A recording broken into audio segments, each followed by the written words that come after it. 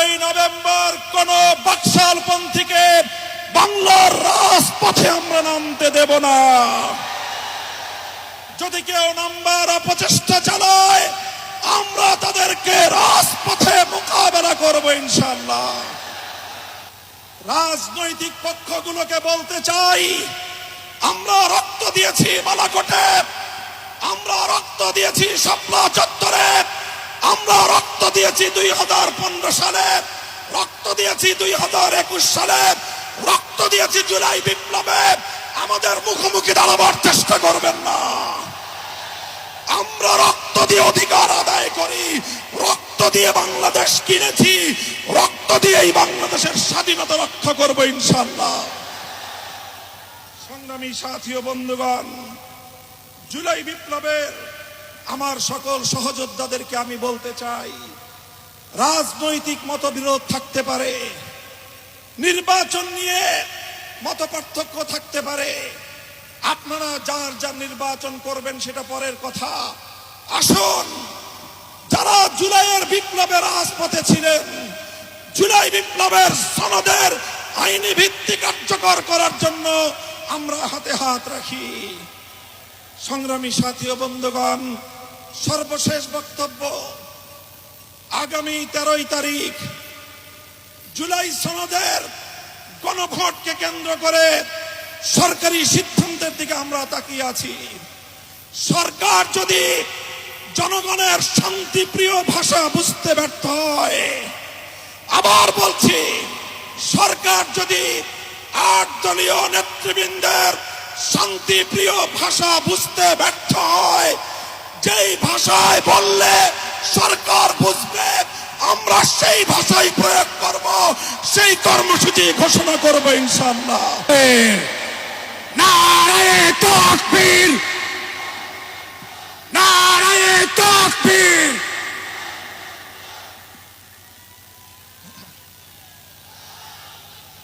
আসসালামু আলাইকুম ওয়া রাহমাতুল্লাহ।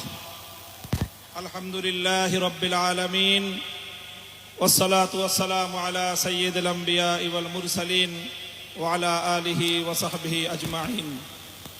আউযু বিল্লাহি মিনাশ শাইতানির রাজীম। বিসমিল্লাহির রহমানির রহিম। ইন্নাল্লাযীনা ক্বালু রাব্বুনাল্লাহু সুম্মা ইসতাকামু ফালা খাউফুন আলাইহিম ওয়ালা হুম ইয়াহজানুন। সাদাকাল্লাহুল আযীম। দেশপ্রেমিক ও ইসলামী সমমনা 8টি রাজনৈতিক দলের উদ্যোগে আয়োজিত জুলাই সনদ বাস্তবায়নে নির্বাচনের পূর্বে, জাতীয় নির্বাচনের পূর্বে গণভোট আয়োজনের দাবি সহ 5 দফা গণদাবিতে আজকের এই জনসমুদ্রে পরিণত গণসমাবেশে উপস্থিত সংগ্রামী সভাপতি হযরত পীর সাহেব চরমনাই, মুফতি সৈয়দ মোহাম্মদ রেজাউল করিম, উপস্থিত আজকের এই গণসমাবেশের উপস্থিত সংগ্রামী প্রধান অতিথি বাংলাদেশ জামাতে ইসলামীর মোহতারাম আমির জনাব ডক্টর শফিকুর রহমান সহ জাতীয় নেতৃবৃন্দ, সমবেত 8 দলের নেতাকর্মী ও সংগ্রামী দেশবাসী, আজ এই ঐতিহাসিক পল্টন ময়দানে দাঁড়িয়ে আমি স্পষ্টভাবে দেখতে পাচ্ছি বাংলাদেশ আজ 2 ভাগে বিভক্ত। এক ভাগ 72-এর বাকশালপন্থী, আর এক ভাগ জুলাইয়ের বিপ্লবপন্থী। আজ বাংলাদেশের প্রতিটি রাজনৈতিক দল এবং পক্ষের কাছে আমার সুস্পষ্ট জিজ্ঞাসা, সবাই যার যার অবস্থান পরিষ্কার করুন। হয় আপনি জুলাই বিপ্লবের পক্ষপাতী, আর না হয় আপনি 72-এর বাকশালপন্থী। 72-এর পরাজিত বাকশালপন্থীরা আগামী 13 নভেম্বর বাংলাদেশের বিরুদ্ধে লকডাউনের নামে যুদ্ধের ঘোষণা দিয়েছে। আমি ঘোষণা করতে চাই, সংগ্রামী সাথী ও বন্ধুগণ, 2024-এর জুলাই বিপ্লব সহস্রাধিক তাজা প্রাণের রক্তের বিনিময়ে অর্জিত এই বিপ্লব। এই বিপ্লবের ভিত্তিতে আগামী বাংলাদেশ পরিচালিত হওয়ার জন্যই ঐক্যমতের ভিত্তিতে জুলাই সনদ প্রণীত হয়েছে। এই জুলাই সনদ কোন কাগজে সনদ হিসেবে আমরা দেখতে চাই না। জুলাই সনদকে আমরা আগামীর বাংলাদেশের রূপরেখা হিসেবে দেখতে চাই। এজন্য আমরা ৮ দলের পক্ষ থেকে বলেছি, অনতিবিলম্বে জুলাই সনদকে সরকারি আদেশের মাধ্যমে এর প্রাথমিক আইনি ভিত্তি প্রদান করতে হবে। এরপরে আগামী ত্রয়োদশ জাতীয় সংসদ নির্বাচনের পূর্বেই গণভোটের মাধ্যমে জুলাই সনদকে চূড়ান্ত আইনি ভিত্তি প্রদান করতে হবে। এর ব্যত্যয় হলে জুলাই বিপ্লব পন্থীরা বরদাস্ত করবে না, সেটা মানবে না।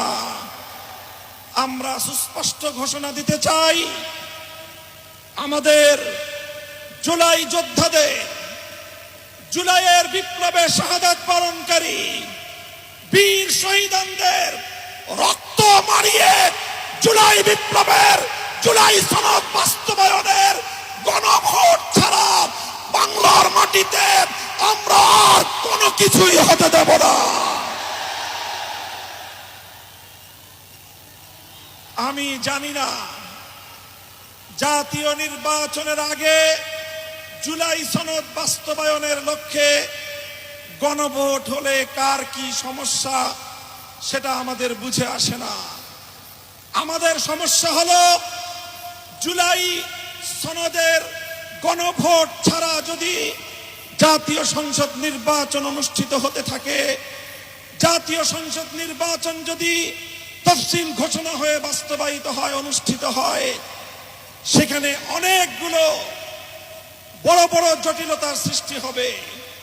তার মধ্যে অন্যতম একটি হলো দ্বিকক্ষ বিশিষ্ট জাতীয় সংসদের উচ্চ কক্ষ কিভাবে গঠিত হবে, কিভাবে রাজনৈতিক দলগুলো তাদের নির্বাচনী ম্যানিফেস্টো তৈরি করবে, জাতির সামনে তারা তাদের উচ্চ কক্ষের 100 সদস্যের তালিকা কিভাবে প্রকাশ করবে, এই সকল বিষয়ের কোনো সদুত্তর তাদের কাছে নাই। যারা জুলাই সনদের গণভোট জাতীয় সংসদ নির্বাচনের আগে অনুষ্ঠানের ক্ষেত্রে বিরোধিতা করছেন, আমরা তাদের সমস্যার কথা জানতে চাই। কোনো যুক্তি নাই, কোনো যুক্তি নাই। তারা জুলাই সনদের বাস্তবায়নকে ঠেকিয়ে দিয়ে বাংলাদেশে আবার ফ্যাসিবাদ কায়েম করবার ষড়যন্ত্র করছে। পরিষ্কার ঘোষণা করি, রক্ত দিয়ে যেই ফ্যাসিবাদ বিদায় করেছি, প্রয়োজনে আবার রক্তের সাগর প্রবাহিত হবে। বাংলার মাটিতে ফ্যাসিবাদ